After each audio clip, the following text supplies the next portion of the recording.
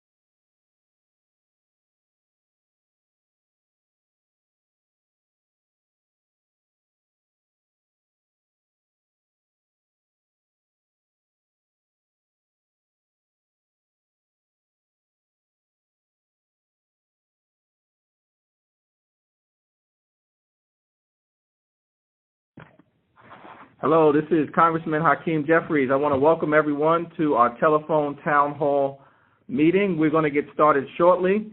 If you have an issue or a question that you want to raise directly with me, please press 0 at any point, and we will get you connected so that you can speak directly to me and ask your question or address your issue of concern. Again, this is Congressman Hakeem Jeffries. Welcome to our telephone town hall meeting. We're going to get started shortly. This is a telephone town hall meeting specifically aimed at addressing issues of importance to senior citizens in the community. It's been my honor and my privilege to serve you as your member of Congress since January 3rd of 2013. And this is another in a series of telephone town hall meetings which we have undertaken to make sure that you have all of the information that you deserve in terms of the representation and the things that we're working on in Congress, as well as giving you the opportunity to present issues of concern to me. Again, please press 0 at any point in time, and we will get you connected so that you can ask your question and concern. This is Congressman Hakeem Jeffries. We're going to get started. I want to thank each and every one of you for taking time out to join our telephone town hall meeting. This is the 7th telephone town hall meeting that we have done since my tenure as your member of Congress has began last January, and we have used it as an opportunity so that I can communicate to you the things that I've been working on down in Washington, D.C., and provide you with an update on issues ranging from dealing with the criminal justice system and gun violence in our community, to health care concerns, to Social Security, to immigration, to civil rights, housing, and education. Feel free to raise any issue that you would like by pressing 0 at any point. We're going to get started by going to Isabella in Bedford-Stuyvesant, who I believe has a question about gun violence. Isabella? Hello, Congressman Jeffries. How are you? I'm good. How are you? Good. I'm calling from Bed-Stuy, and gun violence is an issue that is a big concern for me and my family. What can we do at the local, state, and federal level to ensure our streets are safe for our children without giving away too many of our civil liberties? Well, thanks for raising the question, and certainly the gun violence issue is one that is an issue of great significance to the country. One of the things that has troubled me has been the fact that since the tragedy in Newtown, Connecticut, where 22 children were gunned down by a crazed gunman in that school, more than 15,000 additional Americans have been killed since the tragedy in Newtown, Connecticut, as a result of gun violence. This country has 5% of the world's population, but 50% of the world's guns.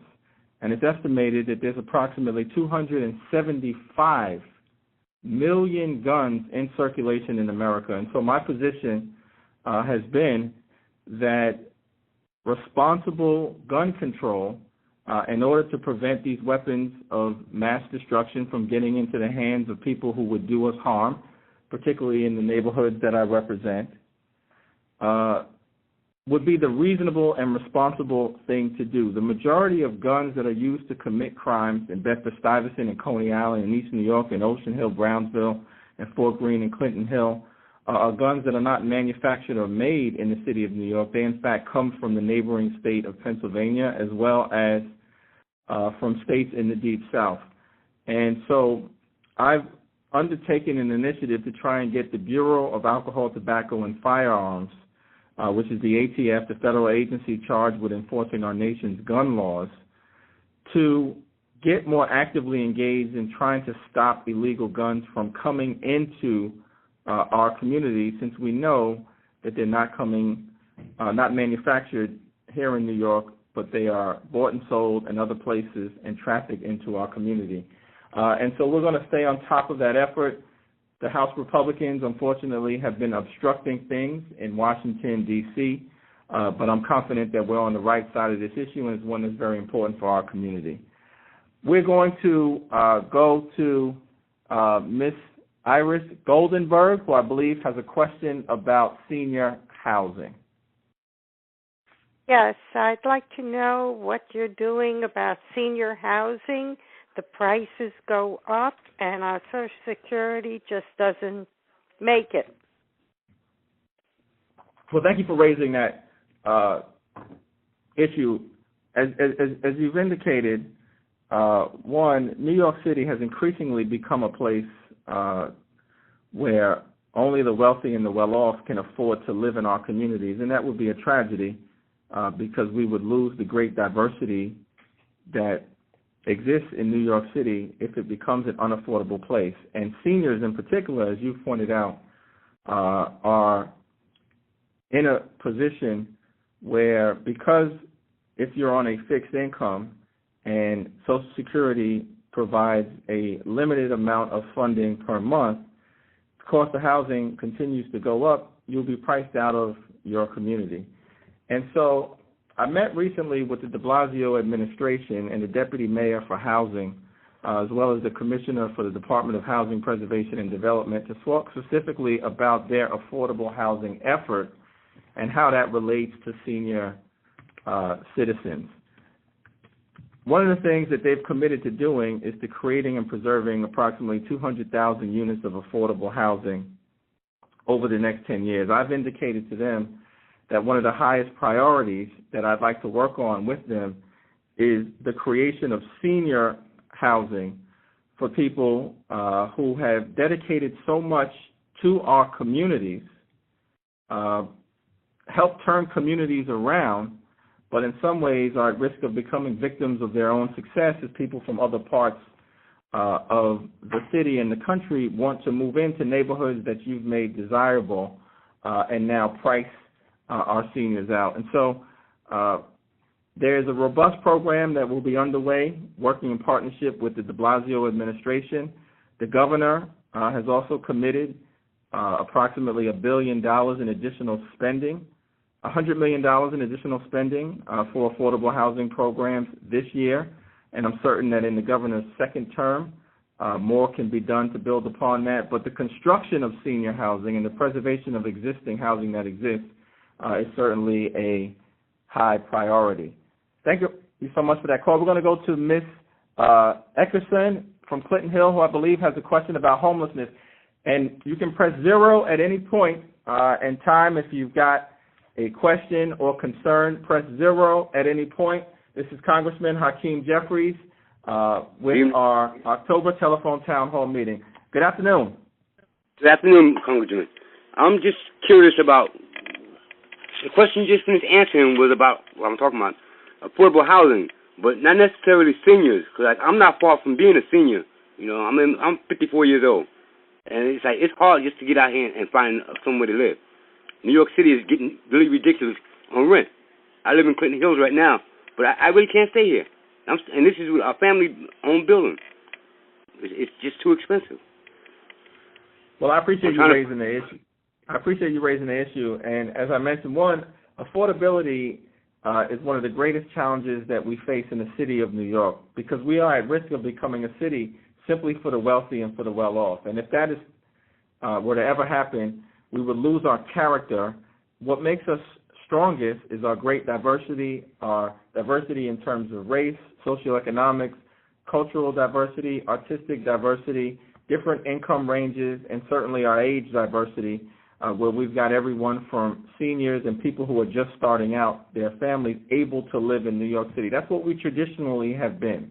But during the previous 20 years, under the administrations of Rudolph Giuliani and Michael Bloomberg, to a large degree, I would argue that the focus has been on creating luxury, market-rate housing that is largely out of reach for seniors, for working families, for young people, and for moderate-income folks. What we're committed to doing is to reshift the focus now and working in partnership with the de Blasio administration. I've called for a moratorium on luxury housing construction in the neighborhoods that I represent in Congress, and we'll continue to push for that. We don't need more socioeconomic gentrification or more luxury housing that is out of reach. What we need is to generate affordable housing across different income levels so that it is truly affordable to a whole host of people. And so the good news is I believe help is on the way because we now have an administration in Mayor de Blasio as well as Governor Andrew Cuomo that I'm committed to working with, and I believe we have partners who are going to work hard to open up opportunities in Clinton Hill and all across the city of New York as we move forward. So I appreciate you raising that concern. It is a top priority, and we will continue to stay focused on it. This is Congressman Hakeem Jeffries. I want to welcome everyone to our telephone town hall meeting. Press 0 at any point so you can express your question and concern. We're going to try and get to as many questions as we can on this telephone town hall meeting. Again, this is Congressman Hakeem Jeffries. We're going to go next to Mary, who is out in East New York.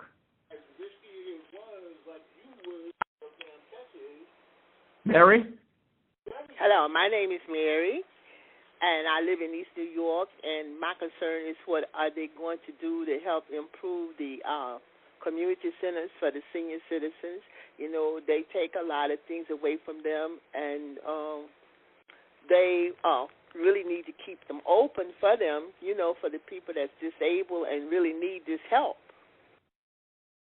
Yeah, Mary, I appreciate Mary, no, I appreciate that. One of the things that I think we've successfully been able to do, working in partnership with the City Council in the last year, is to advocate to increase funding for senior centers, many of which in the immediate aftermath of the collapse of the economy in 2008 began to close or downsize or consolidate. I recognize that the senior centers, which provide both recreational opportunities to socialize, as well as an affordable meal in the middle of the day, are important parts of the fabric of our community. The senior centers were experiencing, I think, a crisis of closures several years ago when I was in the state legislature. We were able to provide some increased funding at that point in time. I think the situation has largely stabilized, which is a good development, but I'm going to remain vigilant in fighting to make sure that we can keep the senior centers open. I would encourage everyone to visit your local senior center. One of the things that we often hear from the administration whenever we're faced with a consolidation or a possible closure is that the senior center is not well attended. And so we need to make sure that all of our centers have significant attendance, that people drop by as often as possible. And I also recognize that we have a responsibility of making sure that the programming in these senior centers is attractive, is fun, is interesting, and is informative.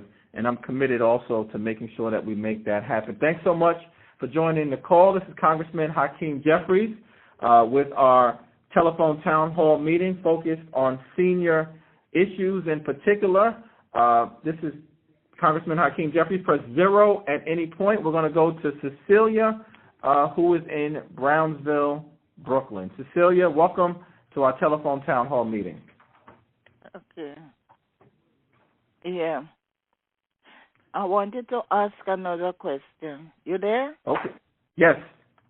Yeah, I have a daughter. She disabled, and she was living in Brooklyn. She was getting Section 8, and government was helping her because she wanted to study further, but she could not. They had to stop her from going back to school. But she's very bright. But she left. You can, if she want to do it, she want to go somewhere, she would go. She left and she went up. She used to have Section 8 down here. She went in the Poconos and lived. And then they told her, I don't know who, that when she's ready to come back, she would get back her Section 8.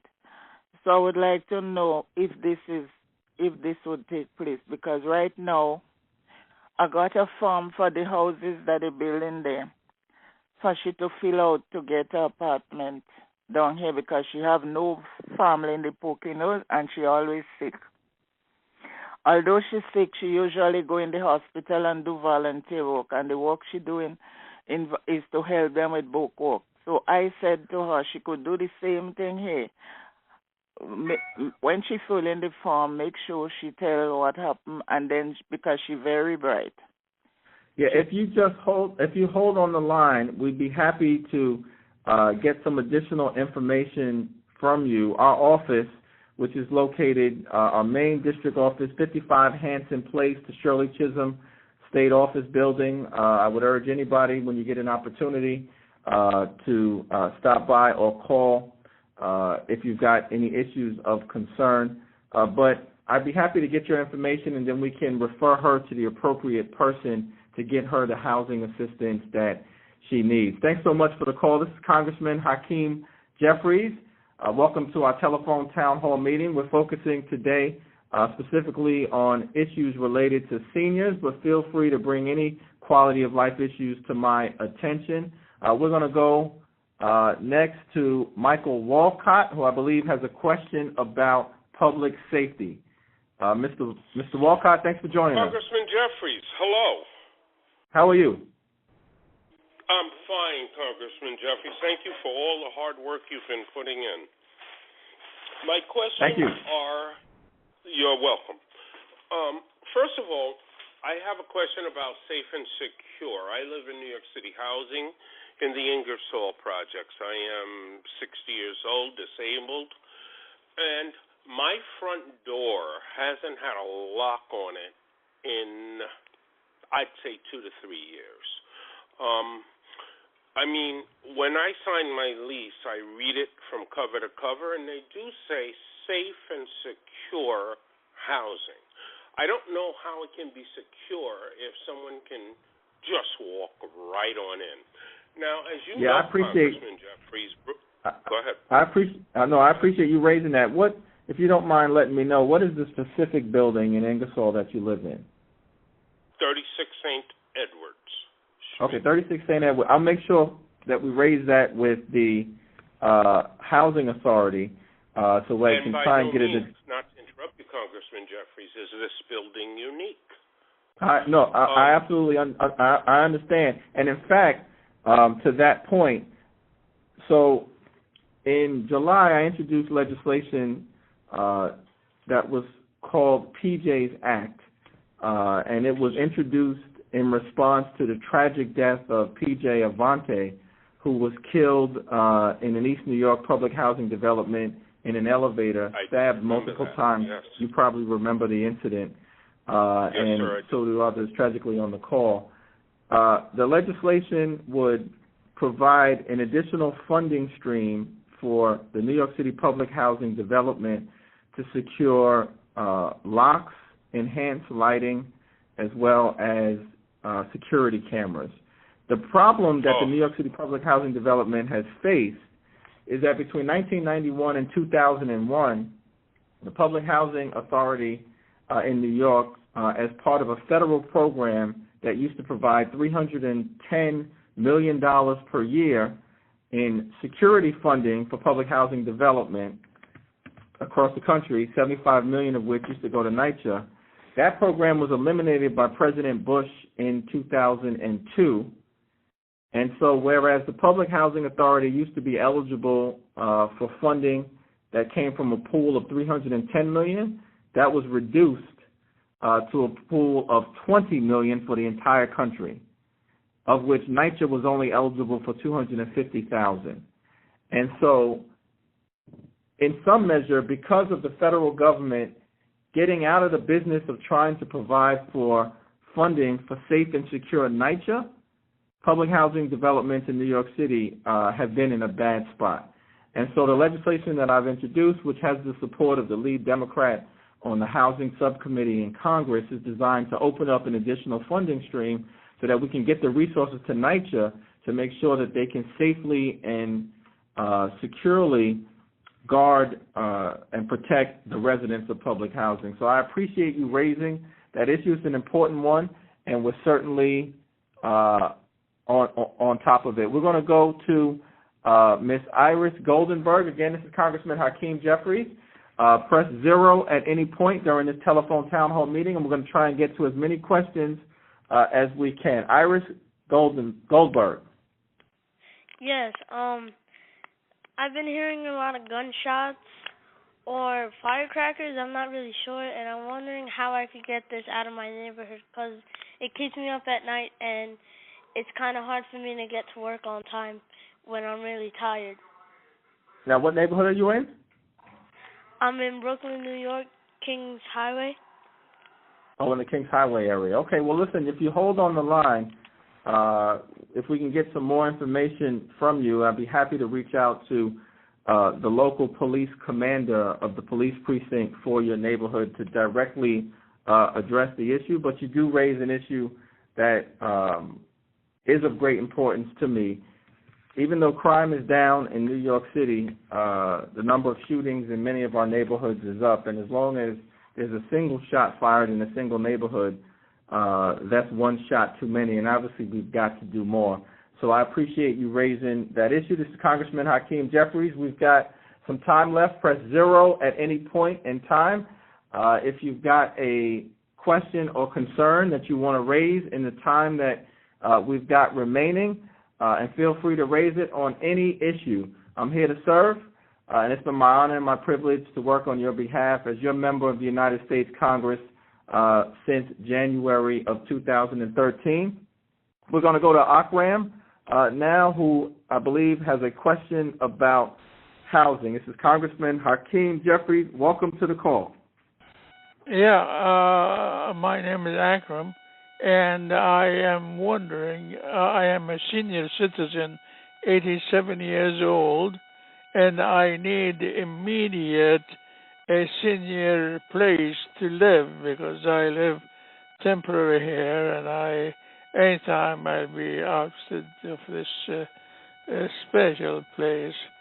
So please, can you help me out with this? Well, yes, certainly, Akram, and I appreciate you raising the issue with me. Where do you live right now? What neighborhood? Okay, I think we may have lost you, but if you hold on the line and you can leave your information, we will follow up specifically to address your issue and try and identify some housing for you, as we often do. We're going to go to Fort Greene, New York. I believe there's a question about disability. Is this Kwame? Hi, Mr. Jeffries. It's Quan. Hey, how are you? I'm good. How are you? Good. I want to ask a two-part question, which is not that difficult to answer. I was wondering, what do the politicians define affordable housing as? Because I'm on disability, and every time I look at an application, I know I can't afford not even a studio in most cases because some necessities will be left out that month. And also, what is the ceiling rent on a person on disability? Like some places they say, oh, you can't afford it because you don't get enough income. I'm kind of confused about that. So those are two very good questions. One, the traditional definition of affordable housing has been one that has been very confusing because there's been a city definition, a state definition, and often a federal definition. In some instances, affordable housing prices out people because the income range is too low. Right. And in other instances, there's a situation where the income requirements are too high, which seems to be the situation that you find yourselves in right now. What we've been trying to do in working in partnership with both the new administration in City Hall as well as the governor and his administration is to fight for the broadest possible definition of affordability because we're in a crisis right now. And we're in a crisis, and I spoke to this a little bit earlier, where you've got working families, people with disability, such as yourself, seniors, young people trying to start out their careers, all of whom fall into the category of being unable to afford to live in New York City. And that's a tragedy that we can't allow to take place. Now, the good news is that we do have a new mayor who's committed to creating or preserving 200,000 units of affordable housing, as well as a governor who indicated earlier in the year his willingness to place an additional $100 million into the creation of affordable housing and to do more as he approaches his second term next year. And this is a situation that I think is very much on the radar screen. Now, as it relates to your specific problem, we will work closely with you to try and identify housing that meets your particular income needs. Right. And so if you hold on the line afterward, we'll follow up with all your different information, and I can connect you with some organizations that we work with to try and place folks. And there's a very important seminar on affordable housing opportunities in the central Brooklyn area that is taking place in early November, and we'll make sure we get that information to you. So thanks so much for the call. This is Congressman Hakeem Jeffries, and the time that we've got remaining, press 0 at any point. We're going to try to get to as many calls as we can. This is our telephone town hall meeting, the 7th that we've done during the 2 years that I've been in office, and our 3rd this year. And I'm thankful for all of those who are on the line and participating.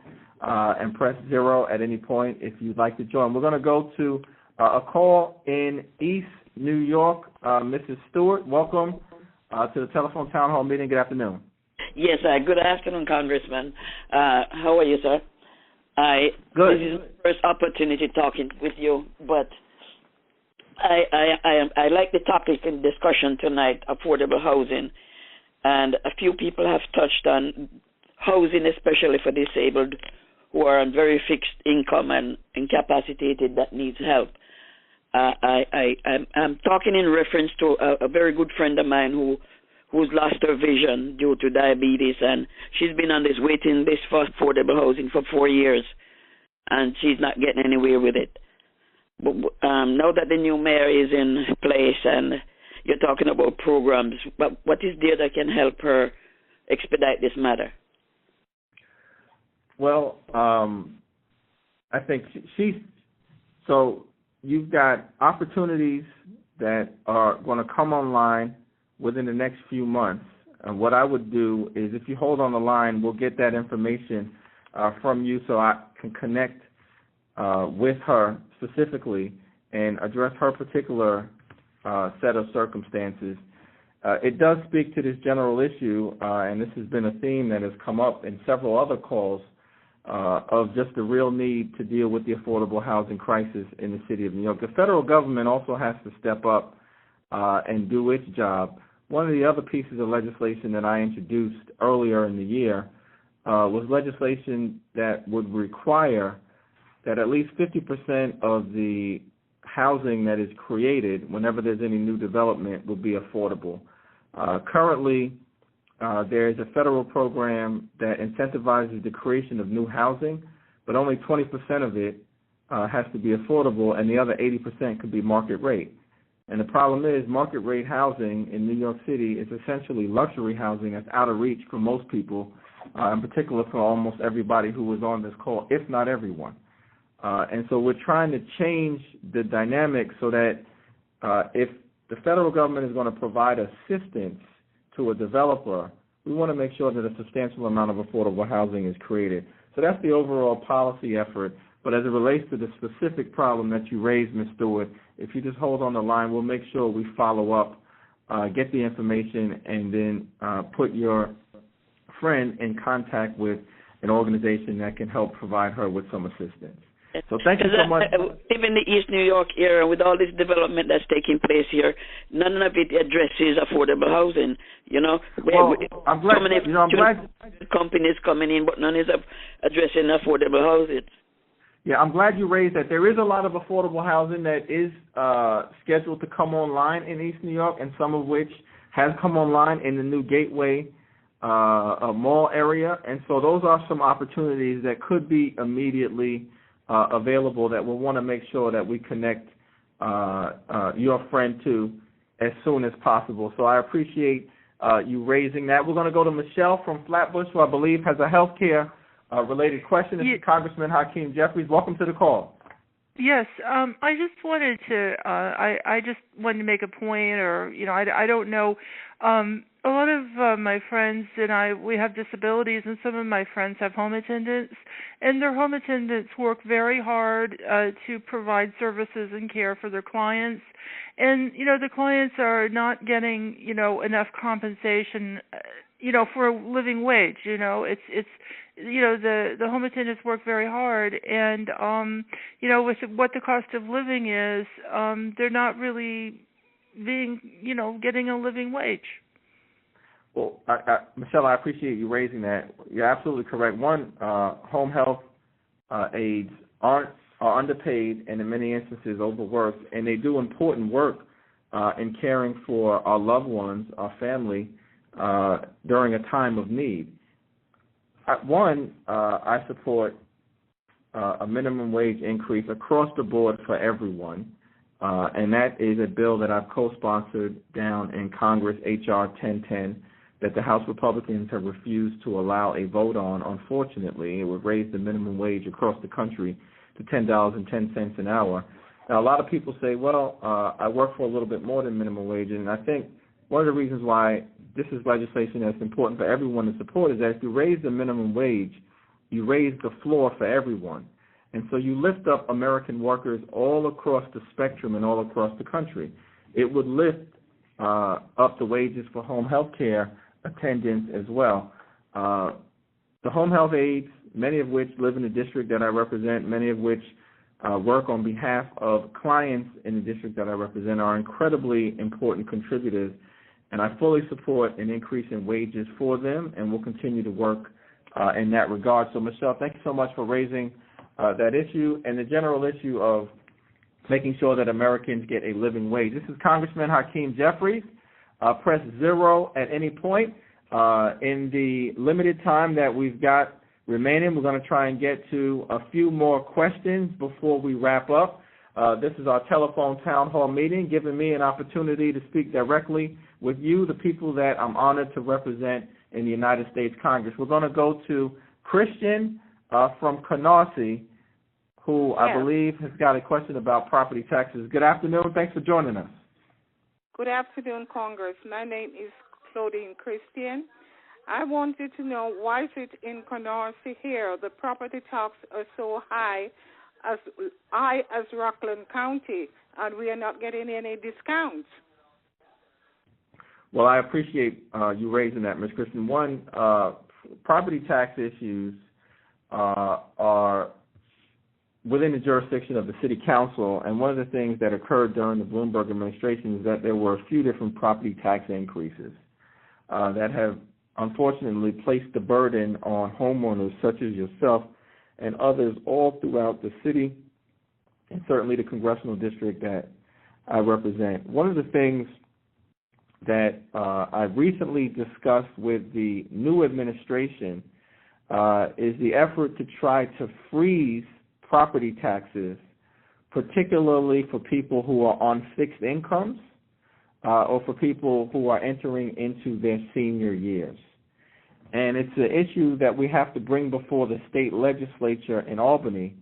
But the response that I got from the mayor's administration was one that recognized the notion of the problem. What I suggested is that we have a situation because of increases in property taxes in New York where you've got people who have the ability to pay their mortgage and purchase their home and are making mortgage payments who could get pushed out of their home if property taxes continue to go up. And that is not a situation that we should tolerate in any city, certainly not in the great city of New York. And so the effort that I'm involved in on the property tax front is to see how we can freeze property taxes in place, particularly for people who are on fixed income or on limited means and don't have the ability to continue to pay property tax hikes. And I've put that on the agenda for the mayor's administration to address, and I'm looking forward to working in partnership to see what we can get done before the state legislature, and it's certainly an issue that I'll raise with the governor and his administration as well. Thanks so much for your call. We're going to go to Brenda, who I believe is coming to us from Bedford-Stuyvesant. Good afternoon. Thanks for joining the call. Yes, good afternoon, Congressman. First, quickly, thanks for coming to Bed-Stuy Live yesterday. I enjoyed it. I was calling again, and I know you're on this issue. What can be done on the federal level regarding the proliferation of illegal guns in our neighborhood? No, I appreciate you raising that again because it is a central issue. One of the things that I did in my first 30 days in office is I wrote a letter to the Bureau of Alcohol, Tobacco, and Firearms, which is the ATF. That's the federal agency responsible for enforcing our nation's gun laws. And I asked for a meeting with the ATF director. Now, the ATF is a federal agency that many in Washington have tried to starve of resources because even though this is hard to believe, there are folks in Washington who don't want the ATF to do its job. And so for 6 years, under President Bush into the Obama administration, there was actually no director of the Federal Bureau of Alcohol, Tobacco, and Firearms because there were many in Washington, Republicans primarily, who had no interest in the ATF having any leadership because they didn't want the ATF to enforce the laws that were on the books. Thankfully, we were able to get a director confirmed last year, and I had a conversation with him this year about getting more actively involved in the flow of illegal guns into the neighborhoods that I represent, such as Bedford-Stuyvesant. Because when we did an analysis, it was clear that the guns that are being used to commit crimes in our communities actually come from outside of New York State. Because we have tough gun laws at the state level, but we need to do things at the federal level. And so I've taken a two-track approach. One, I'm trying to get the ATF more involved in stopping the trafficking of guns into our communities by working in partnership with local law enforcement, the district attorney's office, and others here in New York City. And I've had some good meetings to that effect to get the ATF more involved in stopping the flow of guns. And then, of course, we have to work at the federal level to get legislation passed related to universal background checks and a federal anti-gun trafficking law, as well as some other bills that have been introduced, but that face considerable opposition in the Congress as it's currently constituted. Hopefully, we've got an election in November and things will change a little bit and we'll get a more reasonable Congress to work with the president during his last 2 years. But given the difficulty in getting laws passed at the federal level, and I'm going to continue to fight for that, Brenda, we've made the decision that the most pressing thing that I could do that could have an immediate impact is to get the ATF more actively involved in stopping the flow of illegal guns into our communities, and that's the effort that I've undertaken and look forward to continuing to work together with you and others interested in the issue in this regard. Thanks so much. This is Congressman Hakeem Jeffries. We got about 5 or so minutes left in our telephone town hall meeting, and so press 0 at any point. We're going to go to Frank D'Amico, who I believe is a World War II veteran and has got a question about public safety. Frank, thanks for joining the call, and thanks so much for your service to this country. Right. This is the first situation I have that these particular blocks, that there is problem, raping, killing, and et cetera, et cetera. They got sometimes 300 or 400 people, families there. They got to get volunteers from 7 to early morning to look out the window, hide themselves on the roof, wherever they can, not be seen, and to check any group that's looking for trouble. They call 911, and they can do something. As I told them, we had that one time the air raid wardens did a great job. We had nothing to do with crime. It had the but they checked every building, every house that had any lights, a fear of the Germans coming with bombs.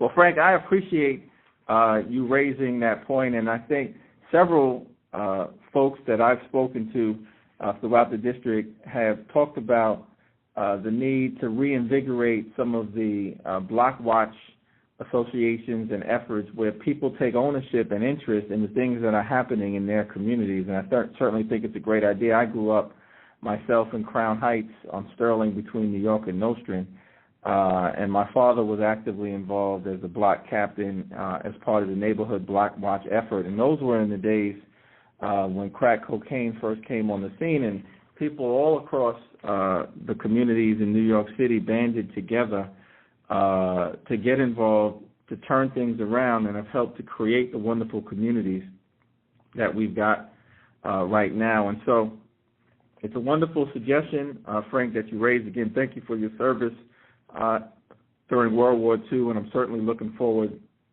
to working on that effort to try and get people more engaged at the block level to turn the situation around in their communities. I want to thank each and every one of you for taking time out to participate in this telephone town hall meeting.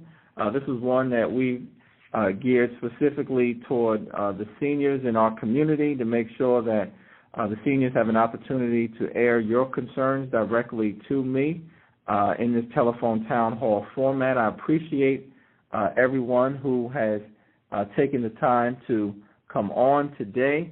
To the extent that we were unable to get to your call, please stay on the line, and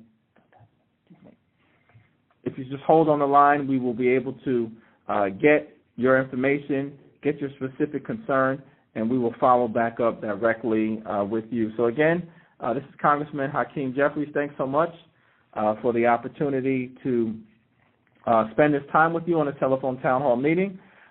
There, of course, is an election that's coming up on November 4th, where the governor will be on the ballot, Andrew Cuomo, as well as the lieutenant governor, state controller Thomas DiNapoli, Attorney General Eric Snyderman. I would just urge you to consider your support for them. I will be supporting each of those individual candidates, and I certainly look forward to spending some additional time down in Washington serving you. So thank you for this opportunity. God bless you, and have a wonderful evening.